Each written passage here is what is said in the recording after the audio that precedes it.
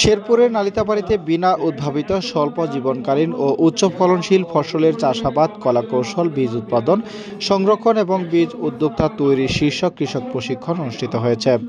শনিবার বিকেলে বিনা উপকেন্দ্র প্রশিক্ষণ হলরুমে জেলার বিভিন্ন উপজেলার কৃষক কৃষানীদের অংশগ্রহণ ও বিনার গবেষণা কার্যক্রম শক্তিশালীকরণ প্রকল্পের অর্থায়নে অনুষ্ঠিত হয় দিনব্যাপী কৃষক প্রশিক্ষণ।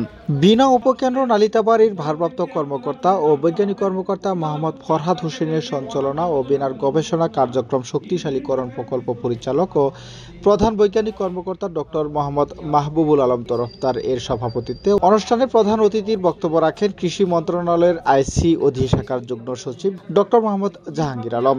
এ সময় বিশেষ অতিথি হিসেবে বক্তব্য রাখেন কৃষি মন্ত্রণালয়ের মনিটরিং ও রিপোর্টিং শাখার উপসচিব মাহমুদা, বিনা ময়মনসিংহ কৃষি প্রকৌশল শাখার প্রধান বৈজ্ঞানিক কর্মকর্তা ডক্টর মোহাম্মদ হাসানুজ্জামান, কৃষি সম্প্রসারণ অধিদপ্তর শেরপুরের উপপরিচালক মোহাম্মদ সাখাওয়াত হোসেন, কৃষি সম্প্রসারণ অধিদপ্তর জেলা বীজ প্রত্যয়ন অফিসার ডক্টর রুবিনা ইয়াসমিন প্রমুখ। উজ্জ্বল, গ্লোবাল নিউজ বাংলা।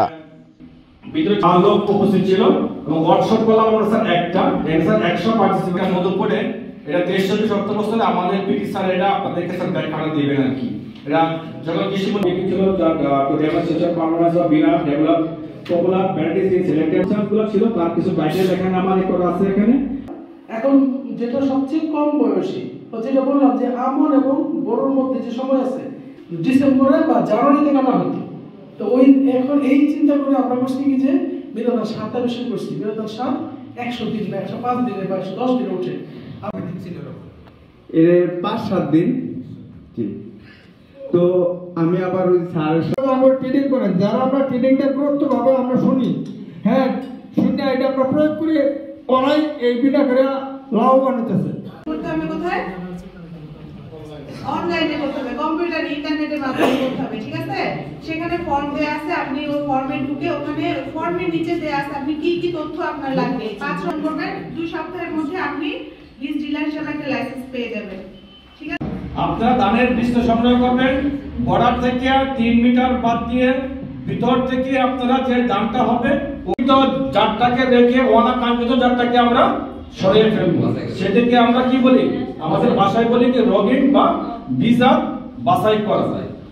যাক আমি কথা বাড়াবো না, আপনারা যদি একটু ভালোভাবে মানতে পারেন তাহলে অবশ্যই আপনারা ইনব্রিড জাতের বীজগুলো গবেষণার মাধ্যমে যেই ফসলটা হবে, একটা নতুন একটা জাত আসবে, এই জাতটা আবার আপনাদের কাছে কিভাবে পৌঁছে দিতে পারবো সেইভাবে আবার আমরা সম্প্রসারণের মাধ্যমে সেটা সম্প্রসারণ করবো।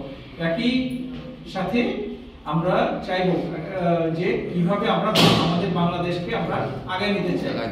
আমাদের কাছে যদি যে গবেষক যারা আছেন তাদেরকে এসে যদি জিজ্ঞাসা করেন, বা আমাদের যে এখানে অফিস আছে বা কৃষি অফিস যারা আছে ওদের কাছে এসে যদি আপনারা জিজ্ঞাসা করেন তাহলে কিভাবে আমি কোন ফসলটার পরে কোন ফসলটা করলে আমার জন্য ভালো হবে, এটা যদি এসে একটু জিজ্ঞাসা করেন তাইলে হয়তো আপনারা এই যে কোনটার পরে কোনটা করবেন, বৈশাখ মাসে কি করবেন, জ্যৈষ্ঠ মাসে কি করবেন, এরকম করে চৈত্র মাস পর্যন্ত আপনি কি করবেন, কোনটার পর কোনটা লাগাবেন, কোনটার পর কি করতে হবে, এইভাবে যদি আপনারা একটা নিজেরা পরিকল্পনা করেন আর এদিকে এসে যদি জিজ্ঞাসা করেন তাহলে দেখা যাবে যে আপনার ফসলের উৎপাদনটা বেশি হবে।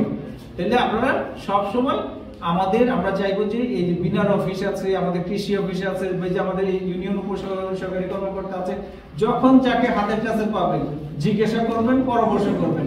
আমরা আছি কিসের জন্য? আপনাদেরকে পরামর্শ দেওয়ার জন্য।